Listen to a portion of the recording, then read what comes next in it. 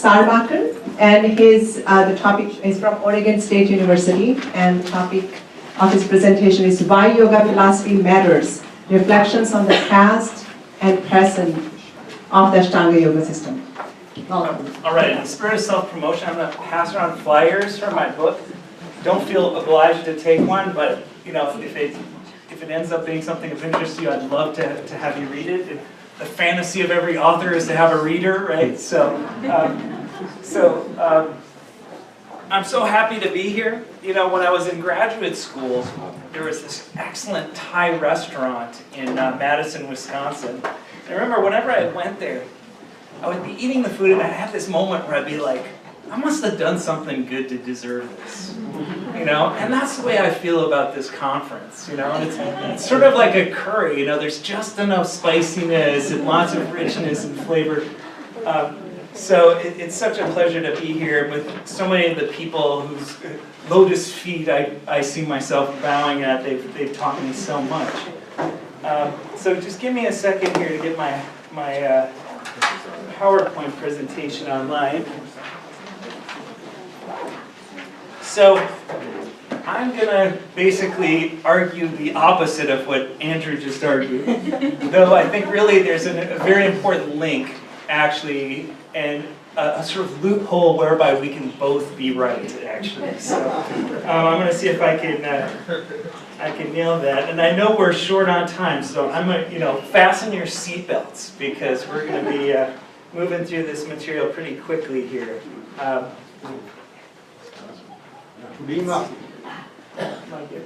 yep, here we go. So my talk is called Why Yoga Philosophy Matters, Reflections on the Past and Present of the Ashtanga Yoga System. So what I'm doing here is more or less arguing that there is a good reason why we're here today. And as has been intimated, there's quite a bit of scholarship that's come out recently that said, have we been is the whole Patanjali yoga, the whole Ashtanga yoga thing kind of overblown? Is it really historically as important as at least we used to think it was? Or have we as modern yoga practitioners grafted on, perhaps through the influence of Vivekananda and others, to a system that was sort of moribund, that was, really a relic of the past that Orientalists and Neo-Hindus latched onto. And so what I'm going to argue is that argument is in fact wrong. And there are very good reasons why Patanjali Yoga is studied today and why it still continues to frame modern yoga practice in all sorts of interesting ways. So I'm going to make 3 points here. First of all, that yoga philosophy is important in part because it codifies Brahmanical asceticism and Shramanic traditions in the classical era. And what this means is that the Yoga Sutra and its commentarial tradition are testimony to a critical moment in the history and philosophy of India. And so we ignore it to our scholarly peril. Second, that this framework serves as the framework for orthodoxy that extends throughout yoga traditions. That particularly not only Patanjali Yoga, but the Ashtanga Yoga system itself is like the thread that runs continuously throughout the yoga traditions to the present.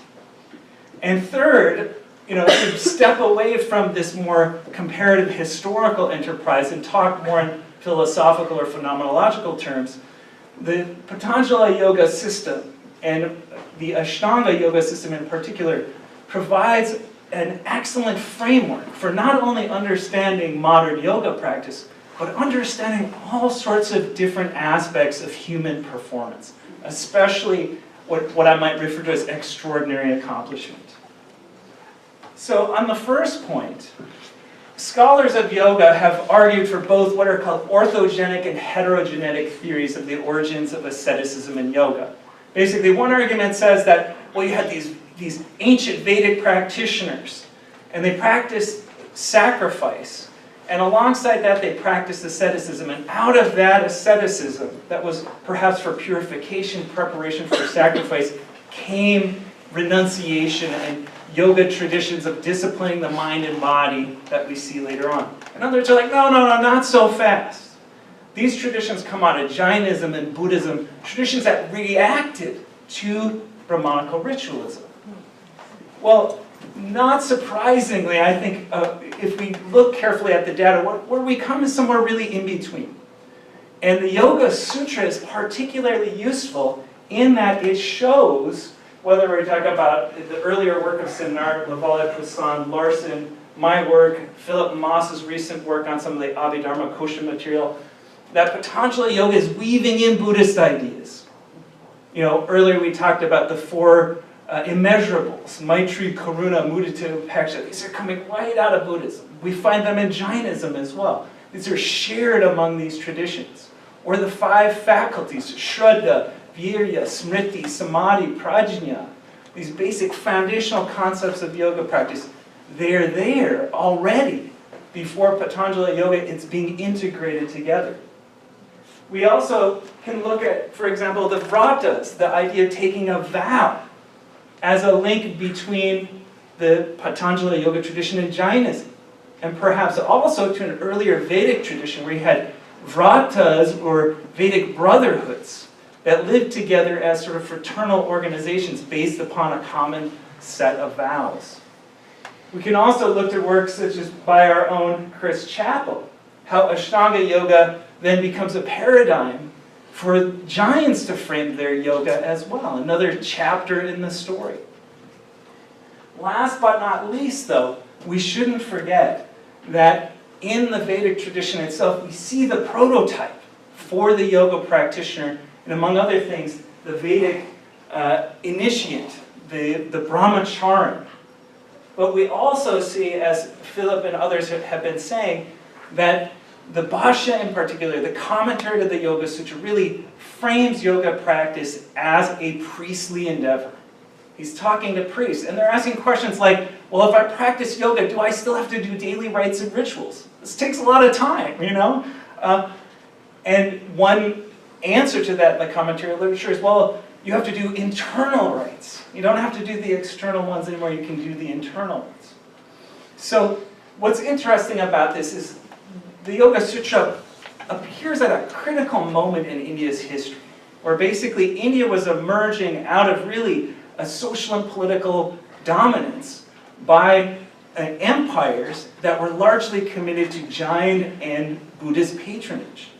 And in the classical era, as we see the Patanjali's yoga, many of the other key Dharma, Shastra, and other texts emerge, that shifts over back towards Hinduism. And you see priests being patronized again. But priestly life is radically transformed by, one, bringing in these ascetic traditions, and two, drawing on theistic traditions. And in fact, one of the critical contexts, I think, for understanding yoga in general, and in particular Patanjali's yoga, is actually looking at the Puranas, which are a body of texts that emerged in the classical era. Well, as a general rule, or any sort of the starting point for really looking at Patanjali Yoga is going to be the Yoga Shastra or Anushasana tradition. And I think many people here already have got us kind of started, got the ball rolling on that. So I'm not going to spend a lot of time on that, other than to say that there's a commentarial tradition stretching from the origins of these texts to the present. And at times it's maybe waxed and waned, but it has been a continuous productive process. That throughout the history of the Indian tradition, since the genesis of this text, it has been seen as a very much valid object of study and very important in its own right. But what gets really interesting in the classical era is you start to see not necessarily specific references to Patanjali Yoga, but the pervasive influence of the Ashtanga or eight-limbed yoga model. Now, another conversation to be had, which maybe we can discuss or talk about at dinner or tomorrow, is simply, is Ashtanga Yoga Patanjali Yoga? And there are arguments to be made that, well, maybe Patanjali was actually getting Ashtanga Yoga from the Puranas, commenting on it, on a framework that already existed. Or one might say, did the Puranic authors take that eight-limb method and graft it onto the data that they were working with? Either way, ultimately the Patanjala Yoga Shastra is going to have a critical role in really understanding what that eight-limb system is, because it is the key philosophical examination of the dynamics of that tradition. So if we go to the epics and Puranas, the Gita, according to Theodore, doesn't explicitly mention the eight limbs, but it implicitly does in 6:1 through 15. So if you read it closely, you tease out yama, niyama, asana, pranayama. Here it all is. You know, maybe at that point in time it was a little bit wink, wink. You know, maybe a little bit under the cover. But when it comes to the Puranas, it's a completely different story. The Ashtanga Yoga plays the key role as the paradigm whereby you understand yoga. There are variants, without a doubt. But in long extended passages in virtually every major Purana, yoga is framed in terms of the Ashtanga system. And what's interesting and important about, well, there are all sorts of things that are interesting and important about this, but among them are, one, that from the viewpoint of really understanding Hinduism as a tradition, personally, and I think a lot of scholars would agree, there's probably no body of text that's really going to get you in there like the Puranas are. So you're going to have yoga, but you're also going to have the story of how Ganesh lost his head and how it was replaced by an elephant's head. You're going to have, you know, descriptions on how to practice puja, how to consecrate an image. It's like the handbook for Hindu practice, but typically through a sectarian lens. So in the Vishnu Purana, you're going to learn how to perform puja to Vishnu. And in the Shiva Purana, you're going to learn how to perform puja to Shiva. But what's important about this with respect to yoga is you learn how to practice the Ashtanga Yoga within the sectarian framework. So much like what Andrew was talking about. It's identical. Kula Purana 2:11 is what I was quoting from. Okay, Yeah. exactly. So when one meditates, you know, ultimately one might meditate on the form of Vishnu as one's subject, or Shiva for that matter. But very importantly as well, there are elaborate descriptions of how the dualist philosophy associated with Ashtanga Yoga can be subsumed within both a Vedantic and a sectarian devotional framework. So in other words, if we look around and say like, oh, they shouldn't be doing that, applying Ashtanga Yoga to their devotional practice. No.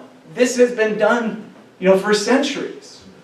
And in fact, when I look at some of the contemporary traditions, for example, the way Iyengar spends the first 50 pages of his Bible of Modern Yoga, Light on Yoga, talking about the eight-limb system, he's not just, developing a new modern framework for understanding yoga. He's applying a time-tested method that if you want to show the authority of your yoga system, you frame it within the eight-limb system. Within the context of the Puranas, what you also find is that you find the proto-elements of Hatha Yoga, more elaborate descriptions of pranayama, or tantric visualizations start to enter into the picture. And you see how Ashtanga Yoga is really an organic entity that's developing as these different as these different models of religious practice emerge. Well, I'm just getting started here. We might talk about the Vaikhanasa Smarta Sutra and other priestly ritual texts, which have elaborate descriptions of how to apply yoga in a sort of priestly renouncer lifestyle. Ramanuja and Shankara both comment extensively on Ashtanga Yoga. And in fact, Ramanuja accepts it, I think, a little bit more directly, but even Shankara seems obliged to at least pay lip service to its value in the endeavor towards reaching jnana or spiritual knowledge. We could talk about Vijnana Bhikshu's work, Andrew's work extensively on him, but also texts like Vidyarana's Jivan Mukti Viveka, which is really a Vedantic presentation of the eight-limb system. So again, Vedanta and Ashtanga Yoga, no problem here. We have people like Madhva in his Sarva Darshana Sangraha that was mentioned earlier, looking at yoga as one of the major 18 systems of philosophy that are out there. Turning to Tantric and Hatha Yoga, there's, in my opinion, a myth that Tantric and Hatha Yoga traditions are all Shadanga systems. or 6 limb systems. And even if you go down that road, there's a real question as to whether the षadanga system is just basically being derived on some level from the Ashtanga yoga. Let's take out the yamas and niyamas, which really encode the priestly component, and focus on these other elements. I think there's a real argument to be made in some cases that's what's going on. But nevertheless, in the Tantra Loka, one of Abhinavagupta's most important works, very similarly to Shankara, he grudgingly accepts Ashtanga yoga as a sort of a valid, at least, step on the yogic ladder. And very similar to Shankara, he stresses Tarka as really the most important thing, or the discernment, much like jnana, as being what's really missing out of the yoga system, according to him. He also complains about those Ashtanga yogis and causing themselves too much pain in the process of practicing yoga. And maybe some of you know a little bit about that out there. I know I do personally. The list goes on. Recently, Gudrun Bunneman published a translation of a text called the Sharada Tilaka of Lakshman Deshika, which is an early tantric mantra text, which again frames tantric practice in light of the 8-limb system. The Nitra Tantra Mrigendra Gama, which Philip mentioned earlier, the Ahirbudnya Samhita, very important Vaishnava tantric text, all point to an 8-limbed yoga. James Mallison has worked recently in the Dattatreya Yoga Shastra, one of the earliest known Hatha Yoga texts, which also uses an Ashtanga 8-limbed paradigm. In fact, Mallison has, I think, been one of the most vocal people advocating for the idea that rather than Patanjali's yoga and the Ashtanga yoga being sort of a side note or a footnote to the medieval period, in fact, that it plays an important role in how people think there. The Siddha Siddhanta Padati, associated with the Nathas, with Gorakshanath, one of the most famous progenitors of the Hatha Yoga system, similarly has an 8-limbed yoga system. Even the Hatha Yoga Pradipaka starts out with yamas and niyamas and then kind of takes the circuitous route of saying, well, we're going to start with asana now, the first limb of yoga. I was like, well, wait a minute, weren't you already introducing limbs before this? We have the various yoga Upanishads, and not all of them, but many of them embrace an Ashtanga yoga system. We also have the Yoga Yajnavalkya and the Yoga Kanda, the Vashishta Samhita, both mid-2nd millennium texts that are utilizing the Ashtanga paradigm. So the point here being that throughout these different strata of the development of especially Hindu thought and practice, again and again and again, the Ashtanga yoga paradigm is at minimum the paradigm that you have to respond to. But more often than that, the framework in which you establish authority for your yoga tradition. And that's not to mention the fact that the Yoga Sutra has been traded into Arabic and perhaps a bit of Persian, Javanese, into various Indian vernacular languages, as well as in Anglophone yoga. It's become a sort of a lingua franca culturally, a language of exchange between India and many parts of the English world. And so, again, even if it's rejected, Patanjali yoga is a central, or I should say Ashtanga yoga is a central paradigm throughout the history of yoga traditions. So you can rest assured, you came here for good reasons. There is a good reason why you're here. So, that being said,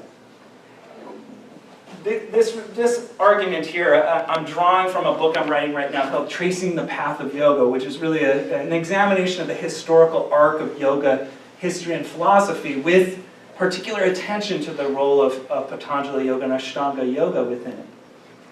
Another aspect of my research that I just want to touch on for a few minutes, I know we're running low on time here, is to take a step back and rather than to simply look through a sort of historical comparative or utilizing the tools of philology, more literary kind of approach, instead talk philosophically about what tools the yoga philosophy gives us for really understanding contemporary yoga, but also really understanding our lives in a contemporary context.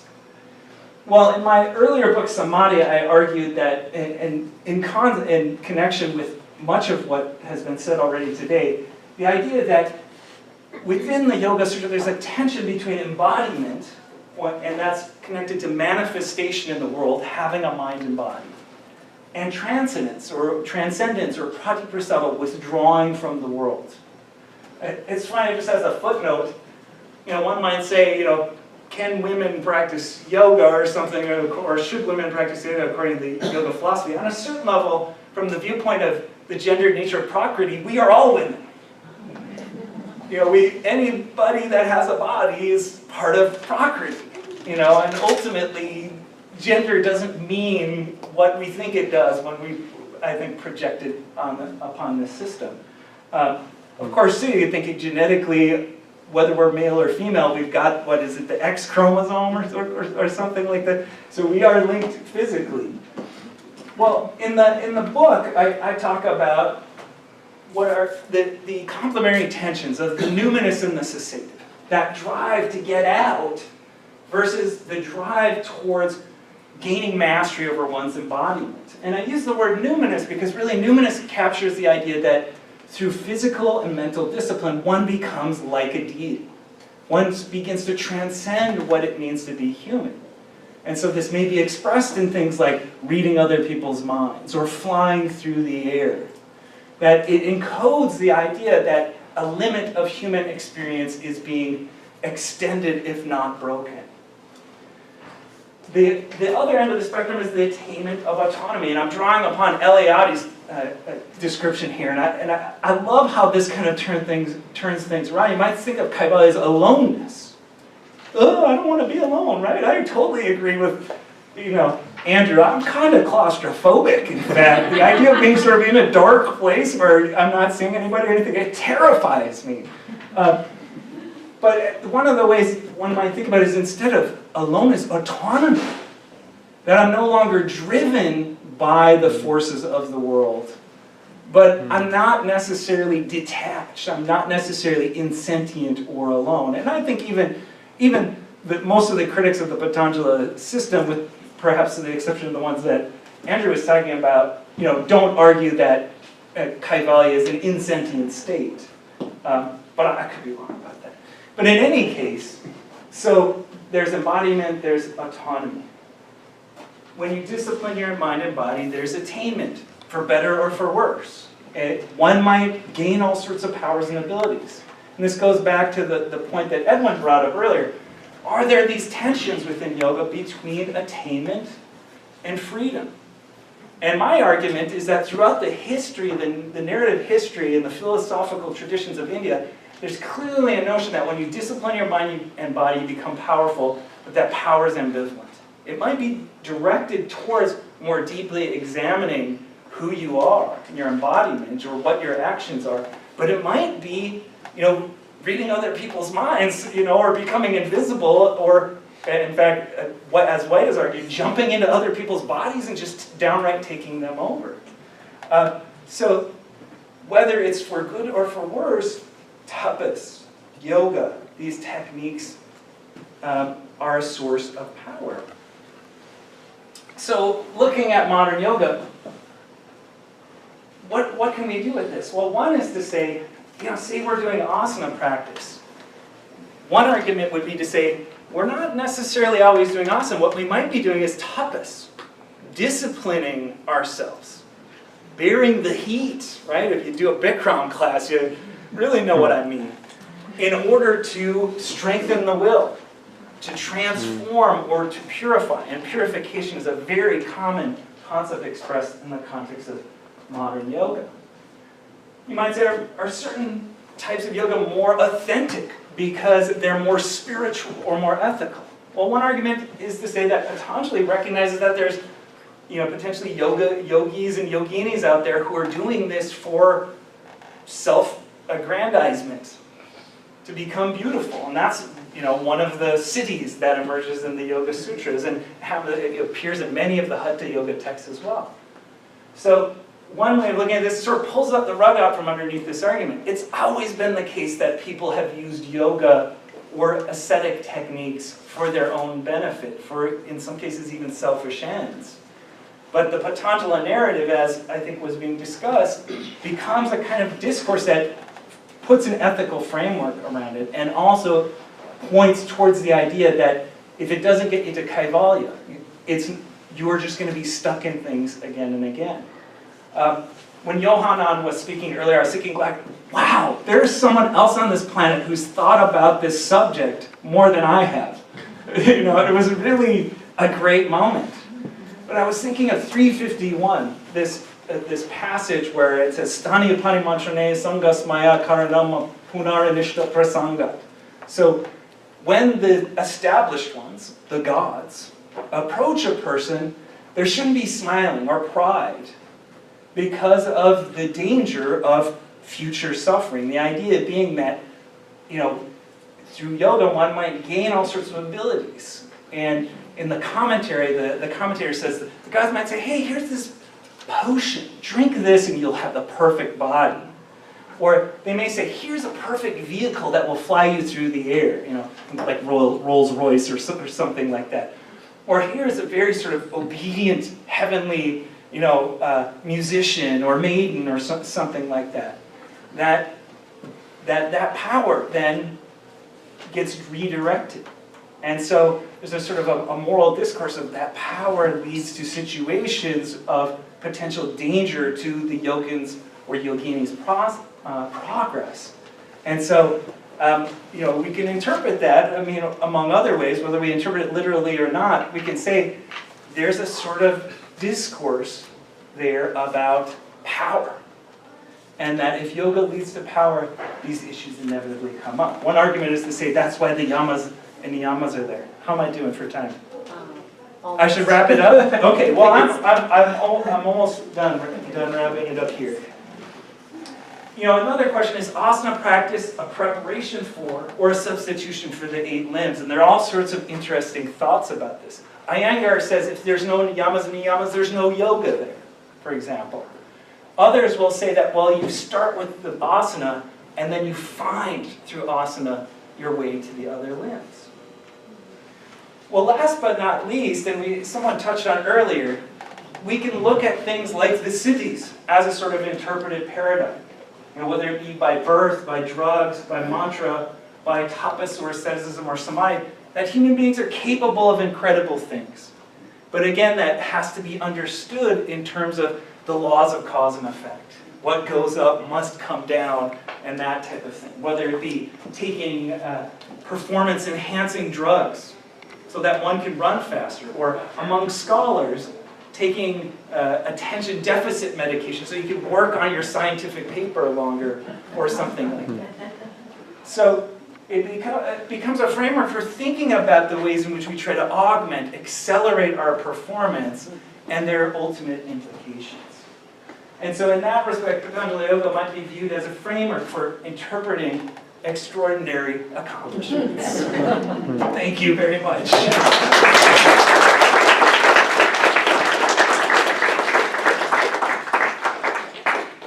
So good. Should I leave that up there? Yes. Does anyone know what this is? This is the TM Siddhi program. So we'll take a couple of questions and then we'll open up for everyone. I thought it was like blouse if someone used to know that. Okay, then Chris.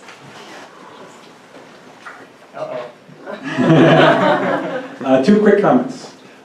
First of all, obviously I agree with you that Patanjali Yoga is important, otherwise I wouldn't be sitting in this room.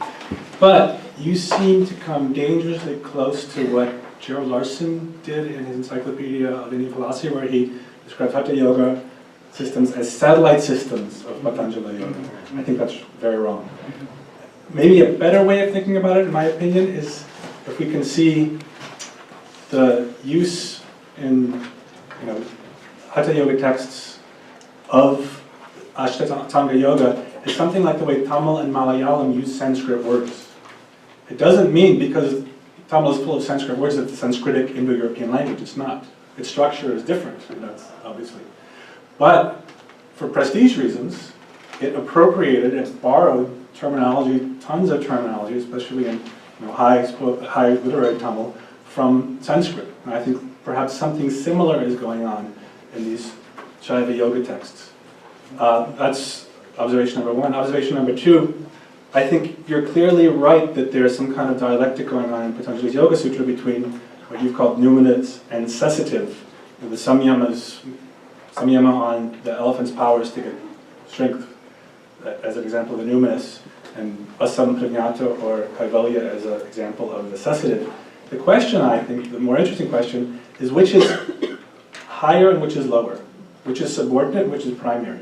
So as I read Patanjali's Yoga Sutras, he sees this numinous aspect, the aspect of engaging with beings in the world, as subordinate to the highest cessative practice, which is kaivalya or asamprajnata samadhi, whereas in the yoga that I described, the yoga of the Pashupatas, it's reversed.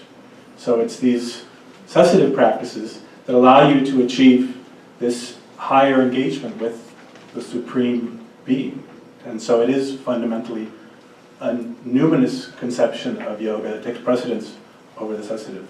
So I think you're going to find that dialectic in pretty much every yoga text I've ever seen. The question is which is higher and which is lower. That's all. Yeah, well, on the first point, in terms of Hatha Yoga, I mean, one project I've done a little bit of work on, I want to really extend more into, are things like Kevala Kumbhaka, in the verses in the Yoga Shastra about pranayama. The idea that when you master pranayama and get this sort of spontaneous experience of retention, that suddenly your mind just naturally gravitates towards a meditative state, becomes fit for concentration. That there's a sort of parallel for that in the Hatha tradition, where again, Kevala Kumbhaka, arresting the prana, and puts you into a state of samadhi. So I think there are actually some really interesting places where Patanjali Yoga and Hatha Yoga are doing some very interesting things. Though in general, I would say the dynamic would be more that the conditioning of the body is instrumental to the meditative process in Patanjali Yoga, whereas the Hatha Yoga traditions, in part due, I think, to tantric influences, are really looking more at using the body and the breath and really the arresting of the prana or the movement of energy in the body to enter into that state, as opposed to having to sort of consciously meditate to get there. But that being said, Hatha Yoga traditions are very diverse, and Mallinson has identified at least two major streams, one a more ascetic stream, the other one perhaps a bit more tantric in orientation. So remind me what the second point was? Oh, the hierarchy. Yeah, one of the things I love about that particular issue in respect to this material here is, in the Puranas, they directly address the issue of that we have often debated about what happens after Kaivalya.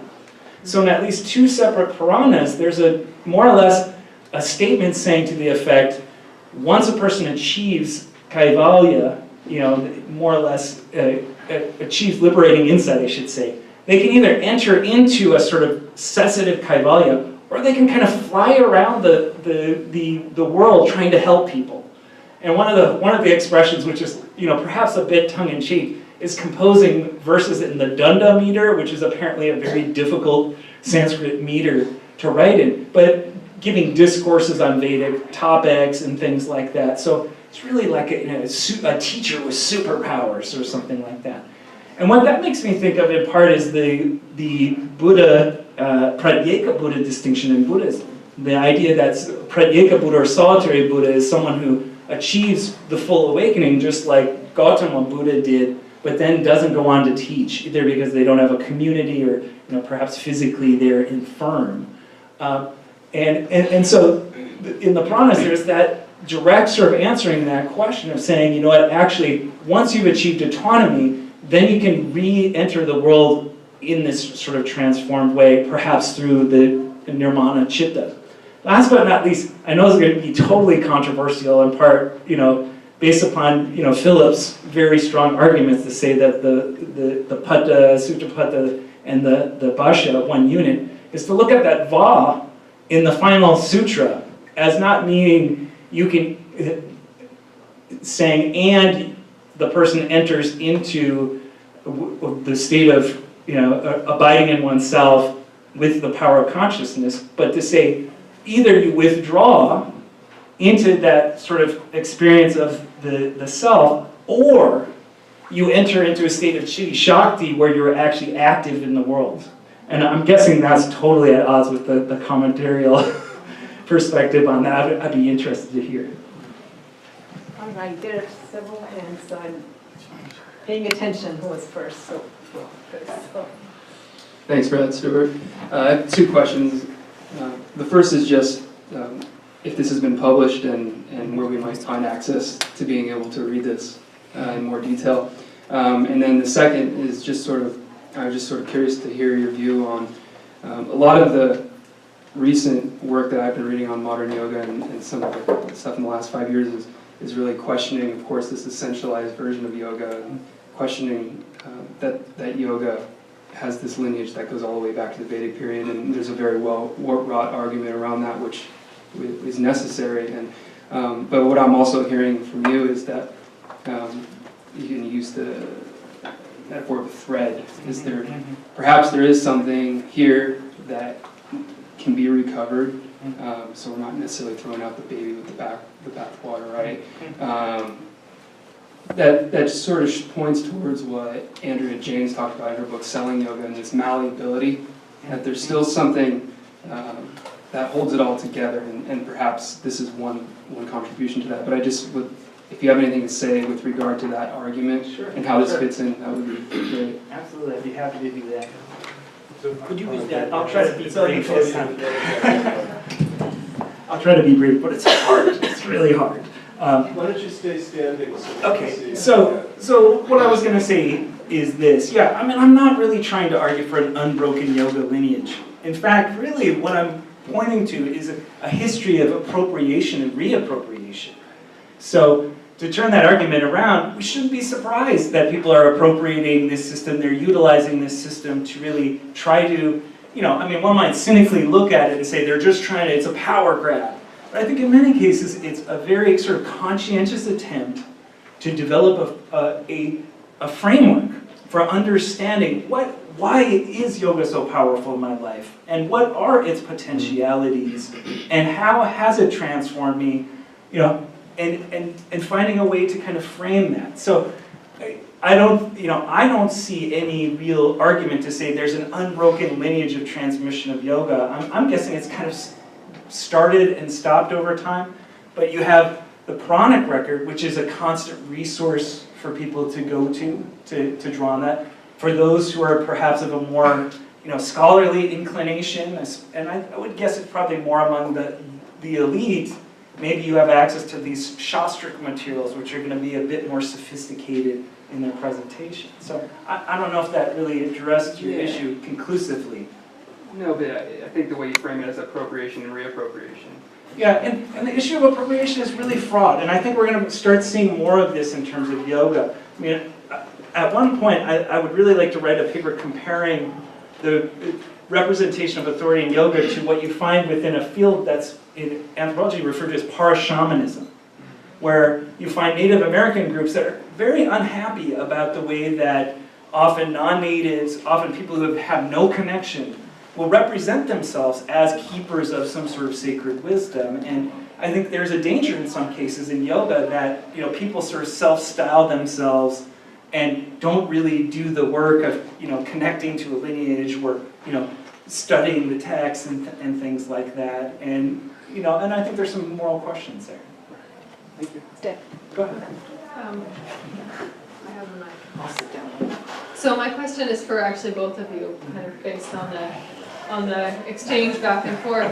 Andrew, what I heard is that you're suggesting that the Puranas, especially the text that you were just working with, the Ishvara Sutras, place more emphasis on the achievement aspect, looking at this numinous cessative dialectic, and the achievement as union with God versus the cessative state of withdrawal from all engagement, right?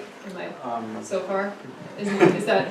So they call the 8 limbs as sadhanas, as practices or instruments, means to get to the state where then you can perform this kind of, as Stuart would call it, a numinous samyoga with Ishvara. So Okay. that's the way they characterize it. So then my question is this kind of union with God or engaged, or is it equally withdrawn from the world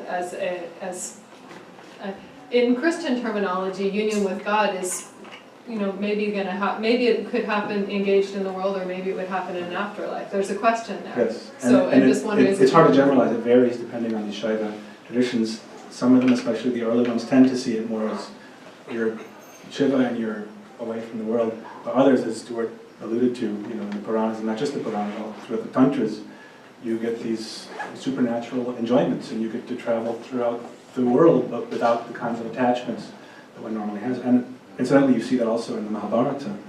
In the Mokshadharma Parvan, being translated by James Fitzgerald, it talks about yogis as engaging luminously, the difference between Samkhya and Yoga there in the Mokshadharma Parvan of the Mahabharata is for Samkhya, they know everything. They see all the realms and aspects and all the 25 tattvas. The yogi actually experiences everything. He's there with the gods and the devas and the Gandharvas and the heaven. He goes everywhere in the universe and he has that power. So that's the understanding, this idea of the yogi is himself an Ishvara. According to this section of the Mahabharata, it says, how can one who is not a powerful lord, Ishvara is the term, not an Ishvara, become free? According to this tradition, which is quite early, you have to engage in that way. That's what becoming liberated means. The path to liberation is through this kind of engagement with the world. So you see both, even these theistic traditions. Just as another shout out for the 8-limb system, there is a 8-part yoga referred to in the Mahabharata. There's no description of the 8 limbs of yoga, but an 8-part yoga, I think, of Vedic provenance mentioned. And so, whether that's the Ashtanga yoga or not, that we know from Patanjali and other places, it's hard to say. Actually, one point I was going to comment on, and I need to go back and look at the Bhashya again, but there's one verse where I believe Vyasa says something to the effect of, can you experience the world and Kaivalya at the same time? And my impression is I think he says no. So perhaps one might take that as a very important authoritative voice saying that once you're out, you're gone. It's incompatible to be liberated and experiencing the kleshas and so on that go with embodied existence. That being said, I mean, and this is one of the issues I discuss in my book. I think in Buddhism you see a huge shift. I mean, I think the early Buddhist model is very cessative, and that's really encapsulated in Theravada Buddhism. The Buddha, when the Buddha attains parinirvana, he's gone. And and I would say some Theravada Buddhists I've talked to will say, well, there's sort of a spiritual presence. But often the more orthodox monks will say, no. If you want to hear the Buddha, you got to hear the Dharma being recited. And there, in fact, early stories of monks all of a sudden saying, parking their ears, I hear the Buddha's voice, I hear the Buddha's voice. Well, someone was reciting one of the suttas. Whereas later in Mahayana Buddhism, and perhaps even more so in the Vajrayana, the Buddha's apratishthana is non-abiding, enters into a nirvana, which is not an absolute cessation, but is an ongoing sort of flux in itself, and they continue to manifest in the world, through all sorts of various means in order to help beings. And that may be consistent with a larger movement towards these jivan mukti, living liberation models in the Indian context. I just wanted to comment one thing to you, Andrew, and that was about your comments about the relation between Sanskrit and the Dravidian languages, particularly Tamil. Sure.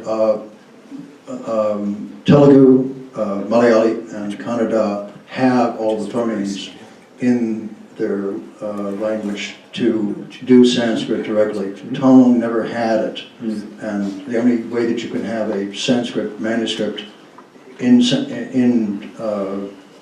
with Tamil orthography is to use a Grantha script, which imports the necessary phonemes.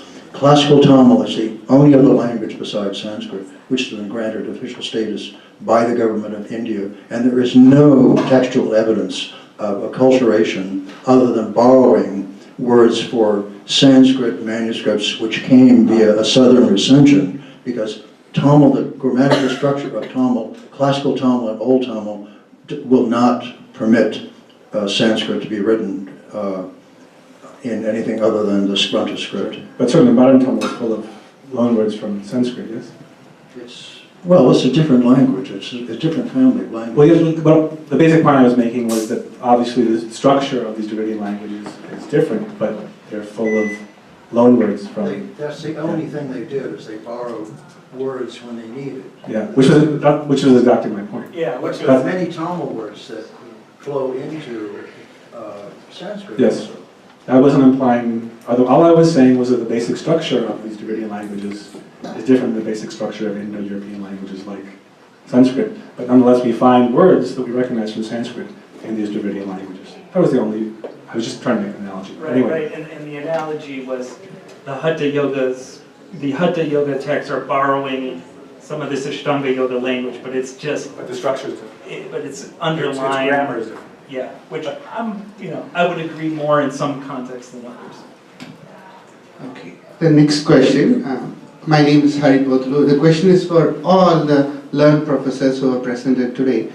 My question is, when you choose a topic to research or present or teach, or you contemplate, what part of it do you think that your own personal practice in yoga influences that? Or is it purely theory and no practice in your life? Wanted to hear from your perspective. Whoever wants to answer.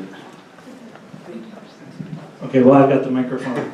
But yeah, I want to hear what Chris has to say. So I'll say this, I actually teach a theory and practice of modern yoga class where we read presentations by key figures in the 20th century who helped develop modern postural yoga. We also read historical and anthropological work. And then we go next door and we do some yoga. And so to prepare myself for that, I actually did formal yoga training as well as my kind of eclectic long-term journey I had done over time. And actually one of the most important things that participating in various communities did was really impress upon me the social dimension to yoga, and in both good and bad ways. How being part of a community is a really critical element of the practice, and you don't get that by reading a text, and not in the same lucid way. How about you next? I would say the place where my practice intersects with my scholarly interests is in recovering these traditions, reconstructing traditions that may have been lost. And I think the visualization meditation I gave you is one example. It's not totally lost. I mean, it's there, this text has been edited, but it's been largely overlooked.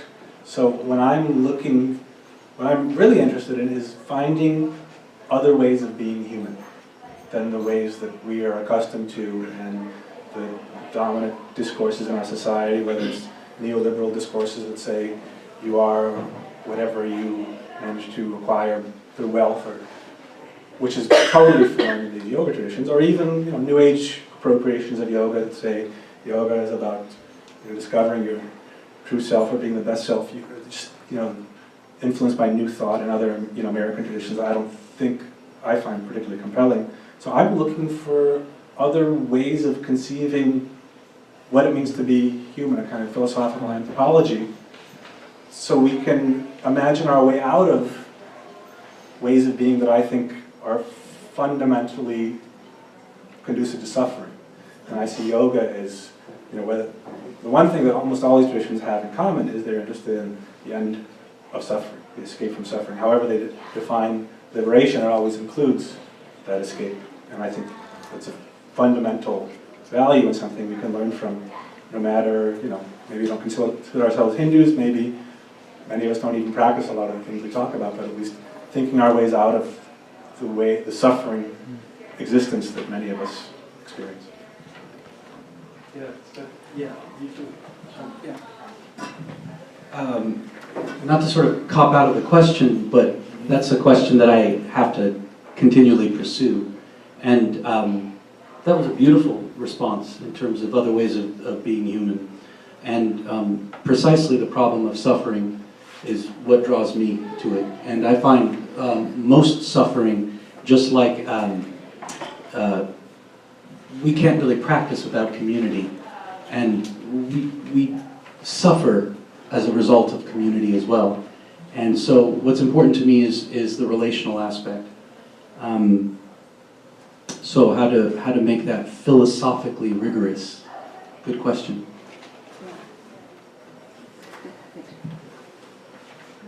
I like that we suffer as a result of community as well.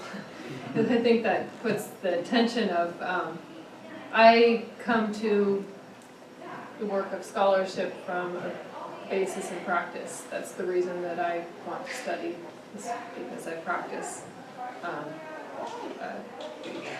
yoga practice, physical practice, and I've been doing that in India for 7 or 8 years before I came to study at LMU with Chris.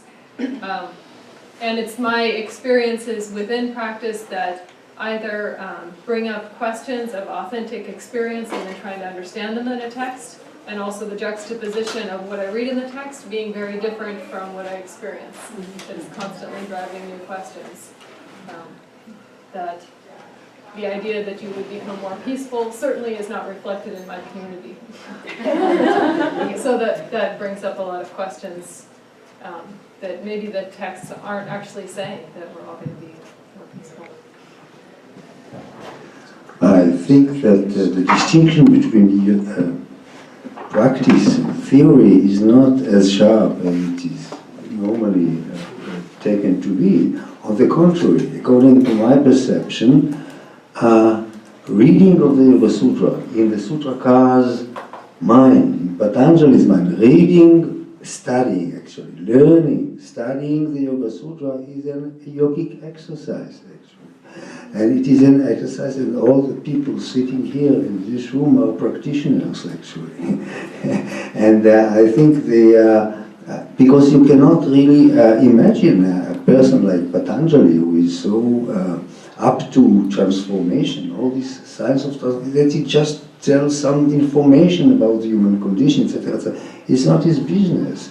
The Yoga Sutra is a speech act, which actually an invitation of transcendence and transformation, and in my mind, imagination, as bhavana. Bhavana is the nature of the Yoga Sutra speech act, and actually I think what the Yoga Sutra is about is the power of language actually. It is language, yes, sentences, language, but we meet it and we inculcate some of it, etc., etc. And I think that just any sentence in the Yoga Sutra is a kind of, has its transformational power in a sense. I think this is what is in Patanjali's mind, I think. It's not only statements of facts or definitions, it's a kind of a power in the world. So the distinction between exercise and practice and learning is not as deep as I think normally is taken to be.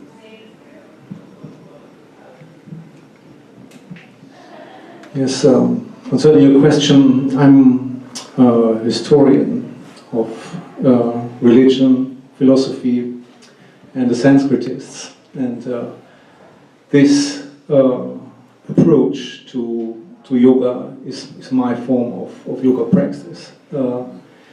It has changed me as a person, and has changed my life, my attitudes to many things. And I think it was a very rewarding experience to enter this course, and I think I can also contribute to generating knowledge of the past in India. So. Why not?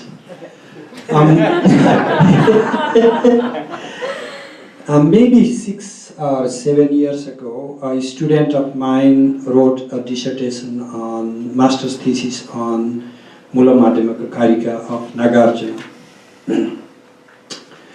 the central problem she wanted to address was how to read Nagarjuna as a non-practitioner. Because the thing is, Nagarjuna does not want you to believe in anything, particularly not having any stupid beliefs. And if you do not want to practice Nagarjuna, that means that you need to have stupid beliefs. So, for me, personally, the question of practitioner and a scholar is biblically framed.